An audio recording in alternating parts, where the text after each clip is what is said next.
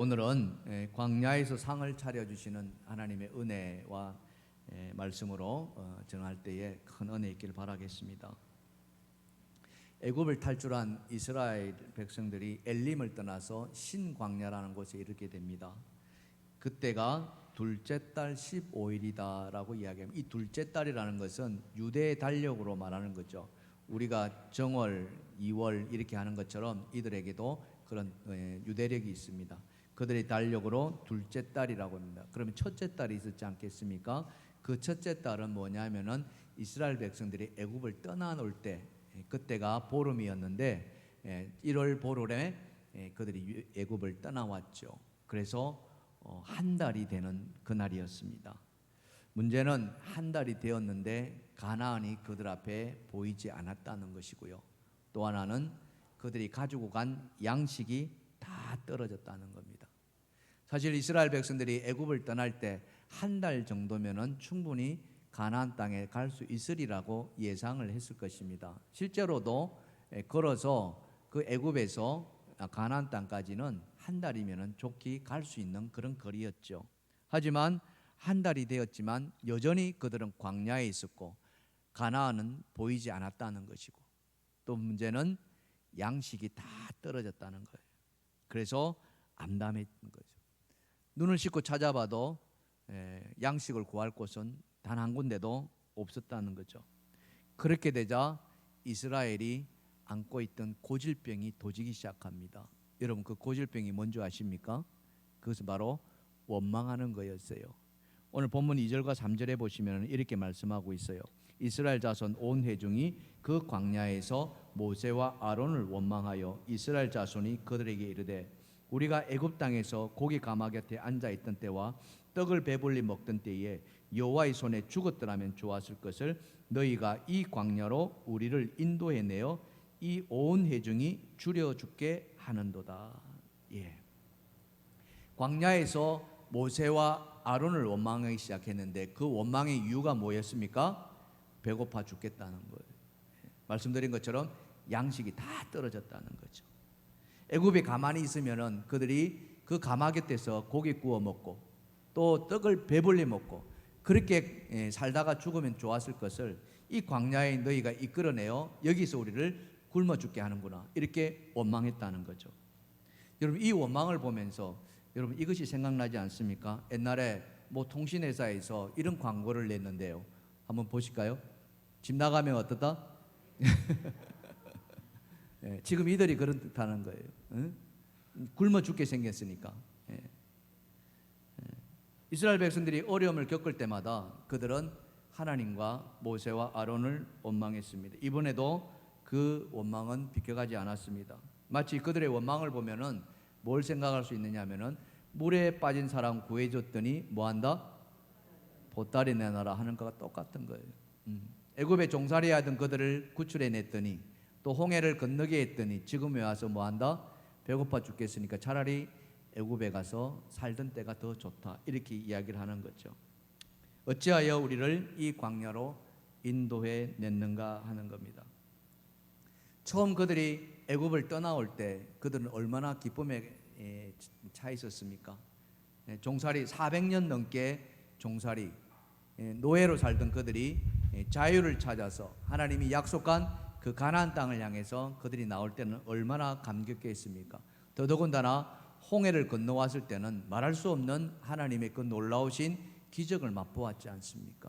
그래서 애굽 병사들이 그 홍해에서 수장당하는 걸 보면서 그들은 하나님을 찬양했습니다.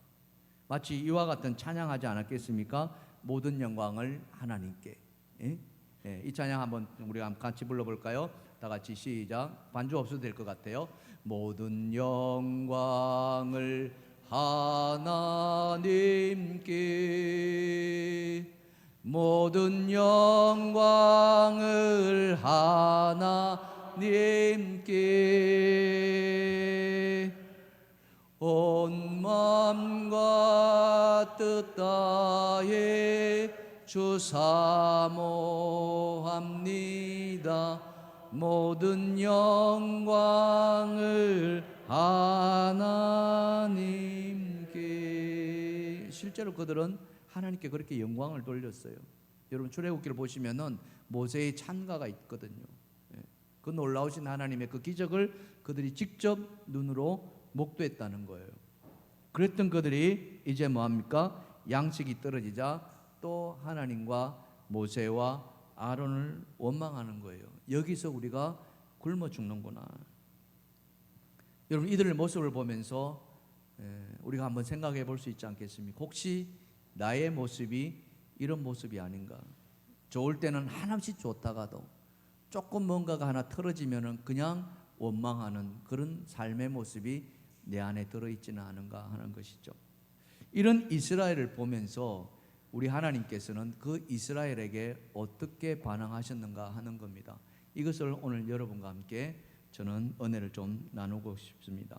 마치 어린아이와 같이 원망하는 이스라엘 백성들, 그들에게 하나님은 어떻게 달래주었는가 하는 거예요. 첫 번째 주제입니다. 다 같이 한번 읽어봅시다. 시작. 일용할 양식으로 그들을 달래주었다 그랬습니다. 우리말에 그런 말 있잖아요. 우는 아이 어떻게 한다고요? 젖을 더 준다 이런 말이 있지 않습니까? 하나님도 똑같으셨어요. 오늘 본문 4절은 이렇게 말씀합니다. 그때에 여호와께서 모세에게 이르시되 보라 내가 너희를 위하여 다 같이 시작. 하늘에서 양식을 비같이 내리리니 백성이 나가서 일용할 것을 날마다 거둘 것이니라. 아멘. 지금 그들에게 뭐가 없습니까? 먹을 양식이 없지 않습니까? 양식이 없으니까 하나님께서 그들에게 양식을 보내주시겠다는 거예요. 근데 그 양식이 여러분 놀라지 마십시오. 어마어마한 양식인데 그게 뭡니까? 밤에는 메추라기로, 밤에는 고기로, 또 낮에는 떡으로 만나로 이렇게 먹여주신다고 성경은 우리에게 보여주고 있거든요. 그게 출애굽기 12장 12절입니다. 같이 보시면은 내가 이스라엘 자손의 원망함을 들었노라. 그들에게 말하여 이르기를 너희가 다 같이 시작. 해질 때에는 고기를 먹고 아침에는 떡으로 배부르니. 아멘. 여러분 해질 때에는 떡으로 먹고 고기로 먹고 저녁에는 고기를 먹고 아침에는 떡으로 먹고. 우리도 이렇게 못 살지 않습니까? 여러분 저녁마다 고기 드시는 분 계십니까? 그렇지 않으시죠? 그런데 하나님은 이스라엘 백성들에게 양식 없는 그들에게 밤마다 고기 먹게 해주겠다. 그리고 아침마다 떡을 주겠다. 이렇게 약속하신다는 거예요. 근데 그 약속이 헛되지 않다라고 보여주세요. 말만 하시는 것이 아니라 하나님이 실제로 내가 그렇게 해주겠다고 나타내 주시는데 그게 뭐냐? 그게 바로 하나님의 영광이라고 이야기를 합니다. 그 영광을 어떻게 보여주시느냐? 출애굽기 16장 10절입니다. 다 같이 읽어봅시다. 시작. 그들이 광야를 바라보니 여호와의 영광이 구름 속에 나타나더라. 아멘. 뭐가 나타났다고요? 여호와의 영광이 나타났다는 거예요. 단지 그냥 구름이 끼어 있는 정도가 아니라 아마도 그 구름 사이에서 찬란한 어떤 빛이 그 구름 속에서 보여지기 시작하는. 우리도 그런 경우를 가끔 보지 않습니까? 구름이 쫙 끼어 있는데 그 구름 사이에서 햇빛이 쫙 비춰오는. 근데 하나님의 영광은 그보다 훨씬 더 찬란했을 것이고 더 아름다울 것이고, 그래서 그것을 보는 순간 저것이 하나님이시구나, 하나님의 영광이시구나, 이렇게 그들은 믿었을 것이라는 거죠. 사랑하는 성도 여러분, 우리가 믿는 하나님은 어떤 분이십니까? 우리가 믿는 하나님은 오늘 본문의 말씀과 같이 우리가 배고플 때에 우리에게 먹을 것을 주시는 하나님이신 줄 믿습니다. 입을 것이 없을 때에 입을 것을 보내주시는 하나님이심을 믿습니다. 예수님도 하나님을 이렇게 말씀하고 계세요. 예수님이 어떻게 말씀하셨느냐? 자, 마태복음 7장 9절과 11절인데요.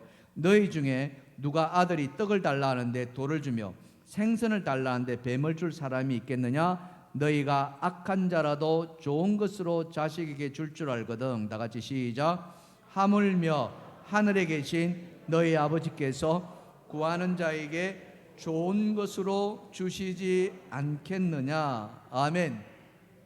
하늘에 계신 아버지께서 구하는 자에게 좋은 것을 어떻게 해요? 반드시 주신다는 이 말씀 아니십니까? 오늘 여러분에게 그와 같은 은혜가 있기를 주님의 축복합니다. 하나님의 믿는 우리가 하나님으로부터 받는 그런 은혜, 그것이 우리 안에 임할 때에 우리의 삶은 하나님과 함께 풍족해지리라 믿습니다.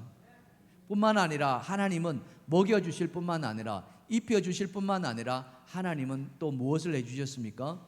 하나님 우리의 영혼을 구원해 주셨다는 거예요. 그 영혼의 구원을 위해서 하나님 어떤 결단을 내주셨습니까? 그 아들을 이 땅에 보내셔야 했고, 이 땅을 보내실 뿐만 아니라 그 아들을 우리의 죄를 대신해서 화목제물, 속량의 제물이 되게 하였습니다. 그게 로마서 5장 8절의 말씀이죠. 같이 읽겠습니다. 시작. 우리가 아직 죄인 되었을 때 그리스도께서 우리를 위하여 죽으심으로 하나님께서 우리에 대한 자기의 사랑을 확정하셨느니라. 아멘. 그리스도께서, 예수 그리스도께서, 그가 누구이십니까? 베드로의 고백에 의한다면 주는 그리스도이시요 살아계신 하나님의 아들이시라고 말씀하지 않았습니까? 그 아들이신 예수 그리스도가 누구를 위해서요? 우리를 위해서 십자가에 죽으셨다는 거예요. 그것은 하나님이 우리를 향하신 사랑이었다는 거죠. 그래서 그를 믿는 자마다 멸망치 않고 어떻게 해요? 영생을 얻는다는 것이 요한복음 3장 16절 말씀 아닙니까? 이스라엘 백성이 배고플 때에, 그 목마름에 지쳤을 때에 하나님은 그들을 외면하지 않았었습니다. 심지어 원망했을 때에도 하나님은 그 원망을 다 들어주시고 그에게 필요를 채워주셨다는 거죠. 매일 양식을 주심으로 그들의 앞에 상을 펴주셨다는 사실, 이런 분이 바로 하나님이시라는 것이죠. 근데 그 상을 얼마 동안 펴주겠습니까? 여러분이라면 그런 사람에게 얼마만큼 상을 차려주시겠느냐 하는 거예요. 하나님은 그 이스라엘 백성들을 이렇게 상을 차려줬다고 이야기를 합니다. 자, 출애굽기 16장 35절 말씀인데요, 같이 읽겠습니다. 시작. 사람이 사는 땅에 이르기까지 이스라엘 자손이 40년 동안 만나를 먹었으니 곧 가나안 땅 적경에 이를 때까지 그들이 만나를 먹었더라. 아멘. 몇 년 동안요? 40년 동안. 네. 하루 이틀이 아니라 1, 2년이 아니라 무려 몇 년? 40년 동안 하나님께서 이처럼 저녁에는 고기로, 아침에는 떡으로 그들의 배를 채워주셨다는 거죠. 여러분, 이거는 배고파 보지 않은 사람들은 이것이 얼마나 크다는 걸 잘 모르죠. 아마 이 자리에 계시는 어르신들 가운데는 옛날에 보릿고개라는 것이 가까이 있었던 분들이 계실 것입니다. 꼭 이맘때 아닙니까? 춘궁기라고 이야기를 하죠.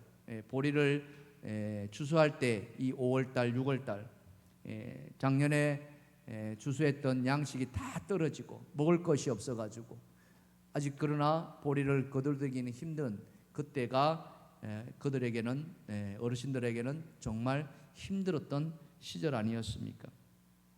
한 어머니가 계셨어요. 네 남매를 키우고 있었는데 아버지가 고깃배를 타다가 그만 풍랑에 목숨을 잃고 맙니다.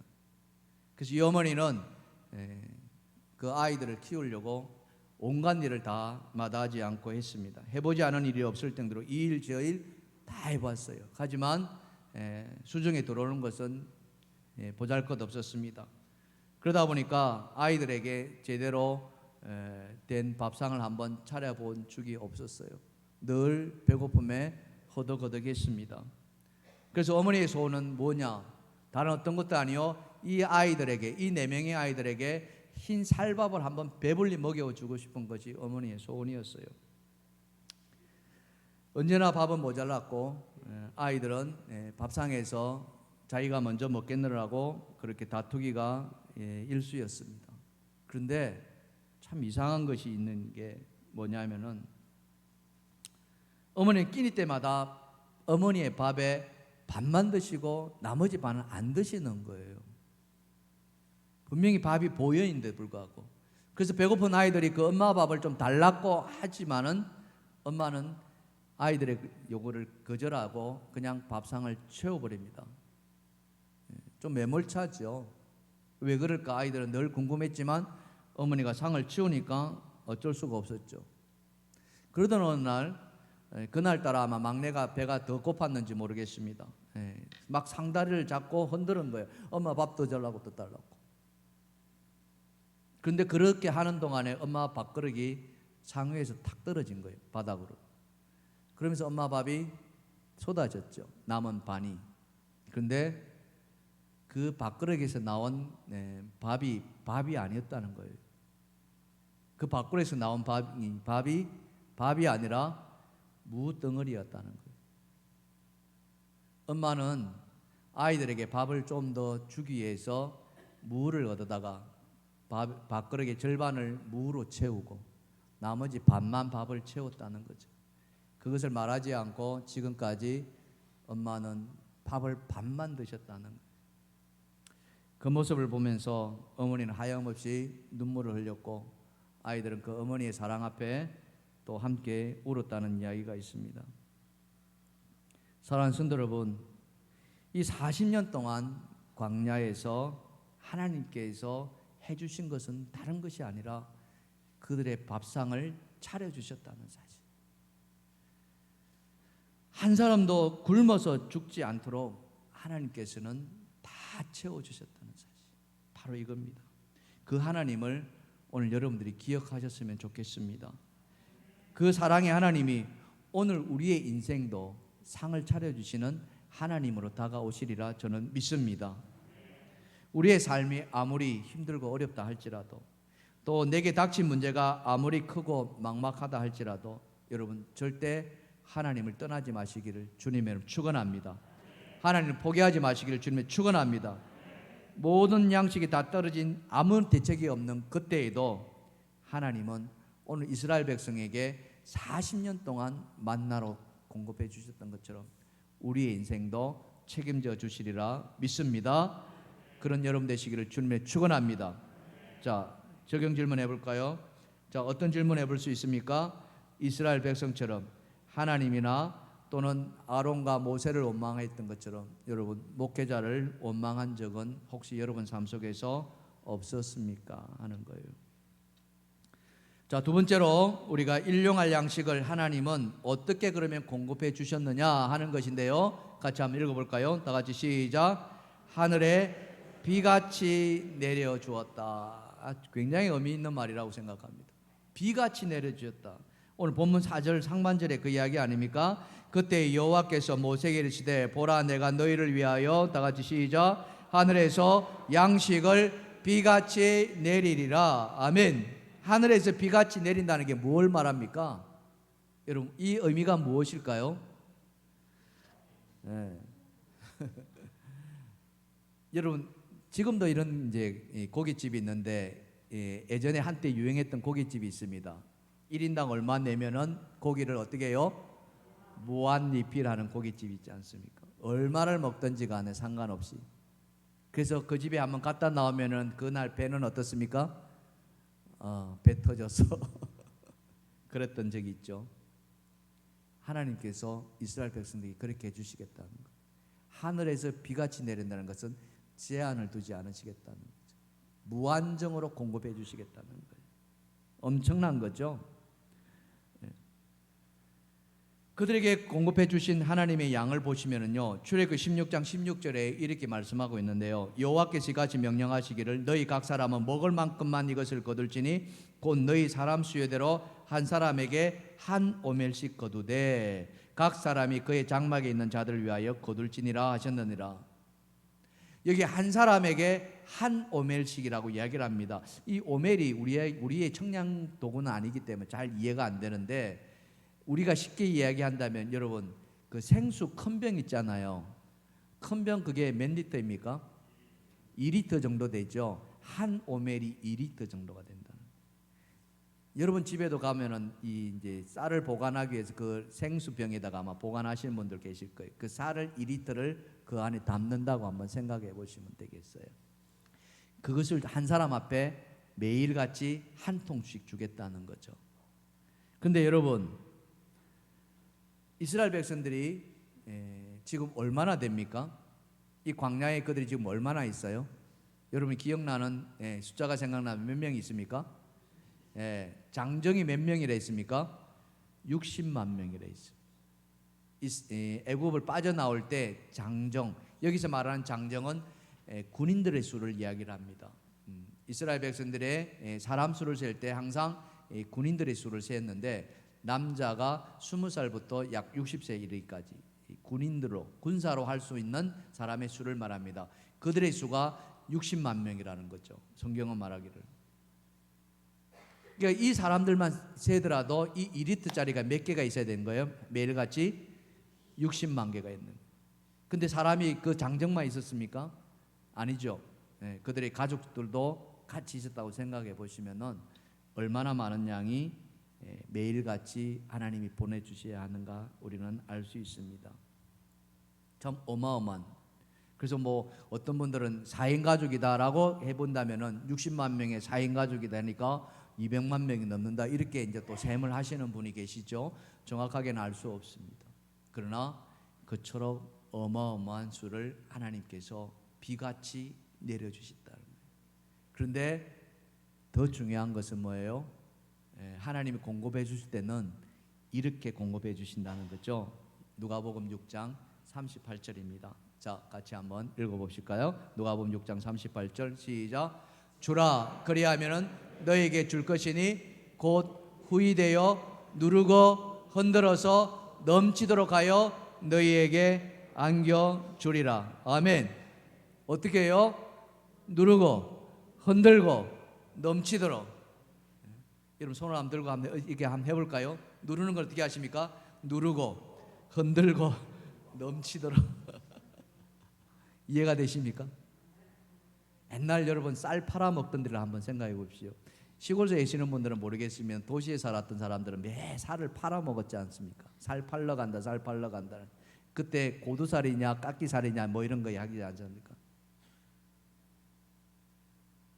누르고 다지고요, 흔들고 그리고 넘치도록. 누가 그렇게 공급해 주신다고요? 하나님이. 누구에게요? 오늘 우리에게. 믿으십니까?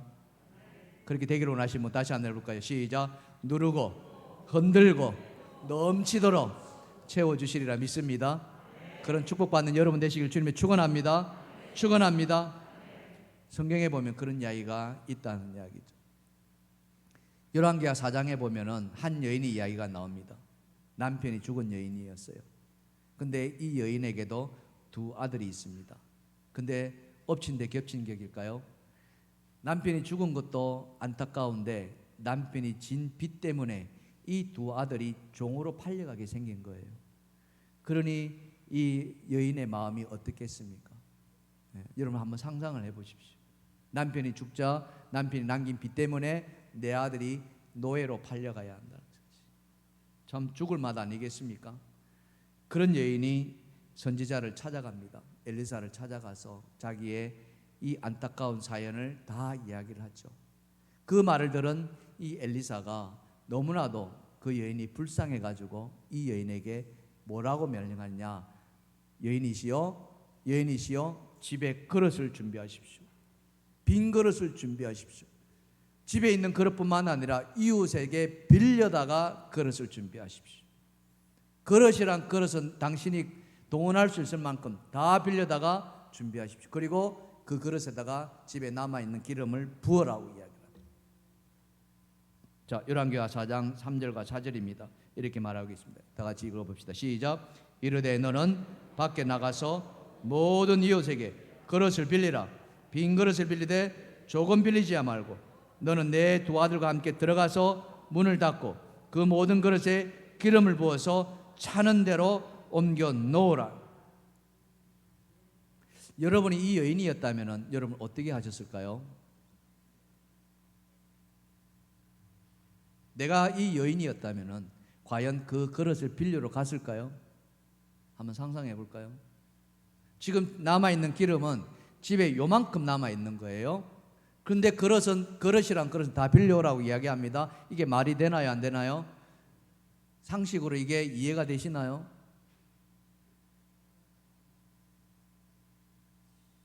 근데 우리가 결과를 알고 있습니다. 이 여인이 빌린 그릇에 기름이 찼어요, 안 찼어요? 다 찼다는 거죠. 무엇을 의미합니까? 바로 하나님의 말씀 앞에 순종한다는 거예요. 그 순종할 때 하나님은 우리가 상상하지 못한 일들을, 기적을 베풀어 주신다는 거예요. 실제로 여인은 자기가 동원할 수 있는 모든 그릇을 다 동원해 가지고 집에 놓습니다. 그리고는 아들과 함께 기름을 붓기 시작합니다. 정말 놀랍게도 그 그릇마다 기름이 가득가득. 아까 말씀하지 않았습니까? 누르고 흔들고 넘치도록 하나님은 채워주셨다는 사실. 그리고는 그 기름을 팔아다가 남편의 빚을 다 갚습니다. 다 갚으니까 아들은 어떻게 해요? 종으로 갈 필요가 없는 거지요. 이게 바로 하나님의 은혜라는 사실이죠. 사랑하는 성도 여러분, 이 하나님의 놀라우신 은혜를 여러분 오늘 믿기를 원하십니까? 믿기를 원하십니까? 믿는 자에게 하나님 축복해 주시리라 믿습니다. 그래서 예수님이 뭐라고 말씀하시느냐, 성경의 말씀에 본다면은 사도 바울의 입을 통해서 이렇게 말씀하죠. 빌립보서 4장 6절과 7절입니다. 다 같이 한번 읽어봅시다. 시작.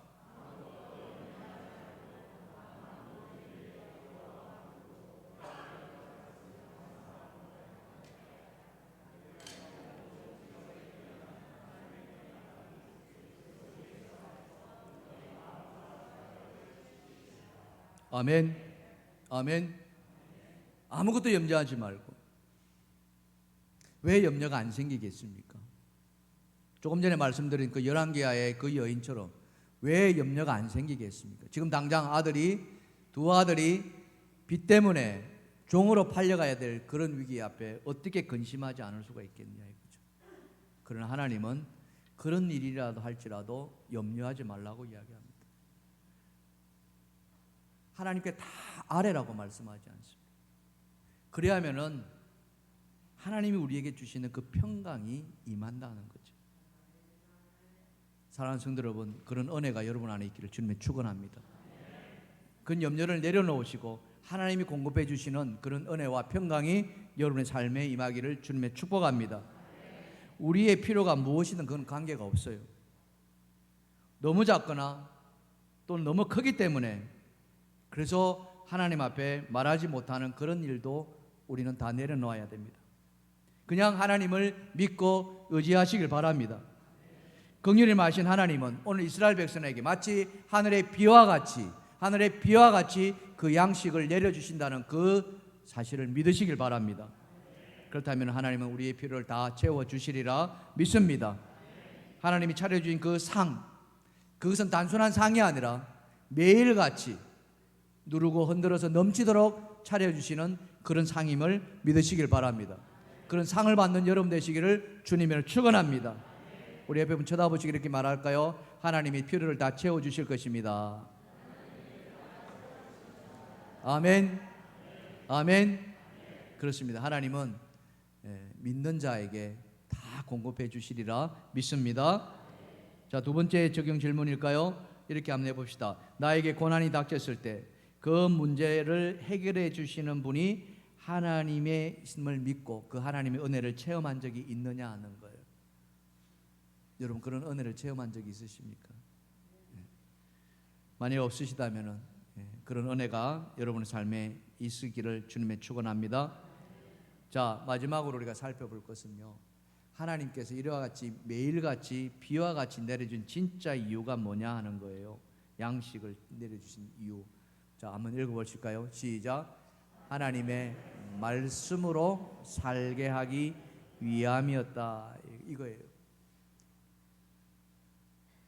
예수님께서 공생애를 시작하실 때 40일 동안 줄이시고 광야로 나가십니다. 성령에 이끌려서. 그때 사단이 와서 시험을 하죠. 그 첫 번째 시험이 뭐였습니까?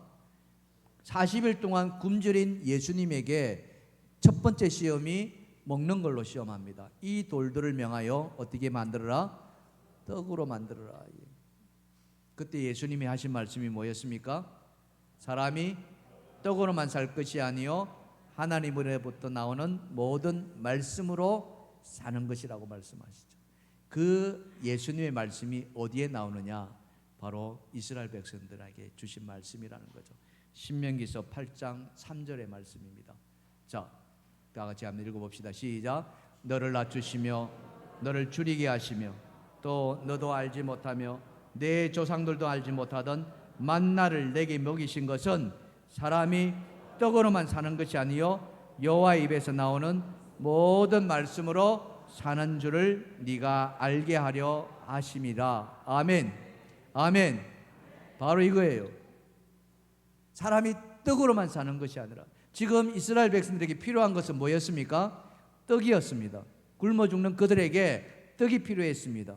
하나님은 그 떡을 주지 않은 것이 아니었습니다. 떡을 주셨습니다. 넘치도록 주셨습니다. 40년 동안 주셨습니다. 그러면서 진짜 이유는 뭐냐? 그렇게 40년 동안 변함없이 주신 진짜 이유는 뭐냐? 사람이 떡으로만 사는 것이 아니라는 거예요. 그것은 뭡니까? 하나님을 믿을 때 이 떡이 공급된다는 사실. 그래서 여호와의 입으로부터 나오는 모든 말씀. 그래서 이 떡을 주셨을 때는 두 가지 이유가 있는데, 그것은 첫 번째로 바로 하나님의 긍휼이죠. 그들의 배고픔을 채워주셨다는 그 긍휼, 그것이 첫 번째 목적이었고요. 두 번째는 뭐냐? 그것은 바로 하나님을 의지할 때 우리의 문제가 해결된다는 거예요. 양식을 구하기 위해서 이스라엘이 한 것이 무엇입니까? 그들은 아무것도 한 것이 없습니다. 하나님 말씀 따라서 매일 아침, 그것도 동이 트기 전에 그냥 들에 나가서 마치 이 이슬과 같이 깔려 있는 그 만나를 거두오기만 하면 된다는 거예요. 그들이 한 것은 그거밖에 없어요. 무엇을 의미합니까? 말씀에 순종하는 거예요. 그렇게 순종했더니 40년 동안 그들의 만나는 떨어지지 않았다는 사실이죠. 우리가 하나님 말씀을 따라 살아갈 때 우리가 어떤 상황을 만나더라도 하나님께서 우리의 모든 문제를 다 해결해 주시는 줄 믿습니다. 아멘.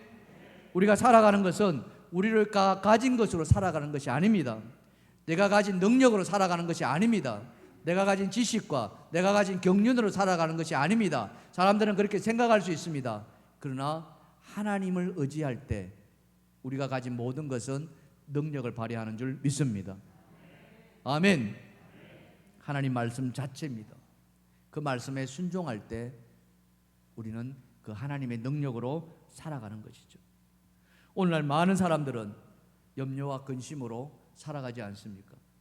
내 하던 일이 잘 되지 않음으로 인해서, 일이 꼬임으로 말미암아 양식의 문제, 자녀의 문제, 사업의 문제, 직장의 문제, 또는 관계의 문제, 그런 모든 문제로 인해서 많이 힘들어하지 않습니까? 하나님이 그것을 모르시겠느냐? 우리의 심령을 관찰하시는 하나님이십니다. 우리의 머리털까지도 다 세신바 되시는 하나님이시라고 했습니다. 그 하나님이 우리의 사정을 모르시겠느냐는 거예요. 다 알고 계신다는 거죠. 그래서 하나님은 말씀하십니다. 너희가 그런 염려 때문에 낙심하지 말아라는 거예요. 그런 염려는 하나님을 모르는 사람들이 하는 것이다. 예수님이 말씀하시죠. 마태복음 6장 31절과 33절입니다. 다 같이 읽겠습니다. 시작. 그러므로 염려하여 이르기를 무엇을 먹을까, 무엇을 마실까, 무엇을 입을까 하지 말라. 이는 다 이방인들이 구하는 것이라. 너희 하늘 아버지께서 이 모든 것이 너희에게 있어야 할 줄을 아시느니라. 그런즉 너희는 먼저 그의 나라와 그의 의를 구하라. 그리하면 이 모든 것을 너희에게 더하시리라. 아멘. 아멘. 너희는 먼저 뭐하라 합니까? 너희는 먼저 그의 나라와 그의 의를 구하라고 이야기합니다. 하나님 나라를 구하라는 겁니다. 여러분의 삶의 우선순위, 그 우선순위에 먹을 것과 입을 것과 마실 것을 두지 마시고 먼저 하나님 나라를 구하라는 거예요. 그래야면 나머지 먹는 것과 입는 것과 마시는 것은 하나님께서 다 책임져 주시겠다. 지금 이스라엘 백성들이 그렇지 않습니다. 그 광야에서 40년 동안 그들이 무엇을 할 수 있었겠습니까? 하나님은 그 40년 동안 그들을 먹여주시고 입혀주시고 또 또 채워주셨다는 사실. 여러분, 다윗을 한번 생각해 보십시오. 그가 왕이 될 때까지 얼마나 많은 노력을 했습니까? 이스라엘을 위해서 얼마나 충성했습니까? 사울 왕을 위해서 얼마나 헌신했습니까? 가는 곳마다 전쟁에서 승리를 이끌었지 않았습니까? 그래서 백성들은 사울 왕은 천천히요, 다윗은 만만이라고 칭송할 정도로 다윗은 정말 온몸을 다 바쳐서 그는 나라와 민족 그리고 왕을 위해서 충성하였습니다. 그런데 돌아온 것은 뭐였습니까? 사울 왕으로부터 미움을 사서 죽임당하는 일. 도망칠 수밖에 없었고, 언제 사울 왕이 들이닥쳐가지고 그의 목을 벨지 아무도 알 수 없는 그런 절박한 상황에서 다윗은 낙심했느냐? 절대 그렇지 않았다는 거예요. 낙심하지 않았습니다. 좌절하지 않았습니다. 비록 도망 다녔지만은 그는 포기하지 않았습니다. 대신에 그는 어떻게 하나님을 바라보았습니까? 하나님을 바라보는데 시편 23편이 우리가 잘 아는 말씀 속에서 우리는 그 하나님을 볼 수 있는 거예요. 자, 같이 한번 보실까요? 시작. 여호와는 나의 목자시니 내게 부족함이 없으리로다. 내 원수의 목전에서 내게 상을 차려주시고 기름을 내 머리에 부으셨으니 내 잔이 넘치나이다. 아멘. 내 원수의 목전에서, 지금 사울 왕의 그 칼이 자기의 목을 겨누고 있지만은 그 위급한 상황에서도 하나님이 이 다윗 앞에 상을 차려주시다고 다윗은 노래하고 있다는 거예요. 뿐만 아니라 자기의 머리에 하나님께서 기름 부어주셨다는 거예요. 엄청난 고백 아니겠습니까? 그래서 내 잔이 넘친다고 말씀하고 있는 거예요. 다윗이 이렇게 고백할 수 있었던 것은 무엇이겠습니까? 그것은 바로 하나님을 향한 믿음이라는 거예요. 단 한 번도 하나님을 의심한 적이 없었다는 거죠. 단 한 번도 하나님을 떠난 적이 없었다는 겁니다. 내 형편과 내 처지가 어떠하든지 간에. 우리는 어떻습니까? 우리의 삶을 한번 돌아보십시오. 여러분, 하나님을 섬기는데 하나님을 떠난 적은 없으셨나요? 이런저런 이유로 인해 가지고 이런 것이 마음에 들지 않는다고 해서 이 주일을 하나님 앞에 드리지 못하고 그냥 넘겨본 적은 없었느냐 하는 것이죠. 오늘 다윗을 생각한다면은 다윗은 그렇지 않았다는 거죠. 내 상황, 내 형편, 내 처지가 어떠할지라도 여호와 한 분만으로 그는 부족함이 없었다고 고백하는 이 신앙이 오늘 여러분에게 임하기를 주님의 축원합니다. 축원합니다. 하나님, 내가 죄송합니다. 내 삶을 돌아보니까 나는 이런저런 이유로 인해 가지고 내가 얼마나 많은 원망을 했고 내가 얼마나 많이 하나님을 슬프게 했는지 오늘 내 마음이 참 힘이 드네요. 그렇지만 그걸 탓하지 않으신다는 놀라우신 하나님. 여러분, 이스라엘 백성들이 먹을 것이 없다고 굶어 죽겠다라고 그렇게 원망하는데 하나님이 그들을 탓하던가요? 오늘 말씀에서 그들을 탓하던가요? 그렇지 않았다는 거예요. 그들에게 그 필요를 다 채워주셨고, 채워주실 뿐만 아니라 비같이 내려주셨고, 그러면서 하나님은 그들을 이끌고 가나안 땅으로 향해 가신다는 사실.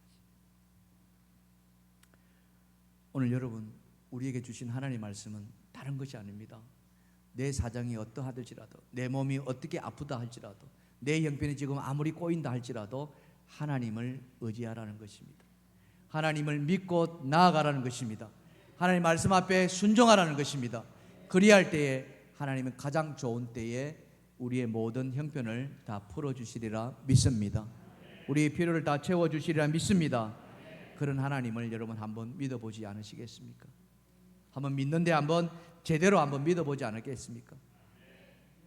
우리 흔히 말하지 않습니까? 아, 저분은 참 귀가 얇으신 분이에요. 그런 말 좀 안 들으면 안 될까요? 그냥 누가 뭐라든지 간에 어떻다 하든지 간에 나는 하나님 한 분만으로도 나는 감사합니다. 하나님 한 분만으로도 나는 만족합니다. 주님이 나의 하나님이십니다.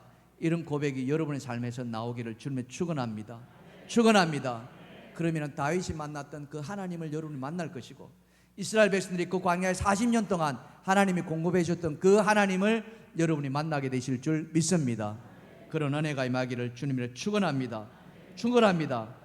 그런 하나님이 우리는 뭐 어떤 하나님이라고 이야기합니까? 신실하신 하나님이시다. 그 하나님은 단 한 번도 실수하지 아니하시고 나를 실망시킨 적도 없으시다는 것이죠. 우리 찬양을 한번 불러보실까요?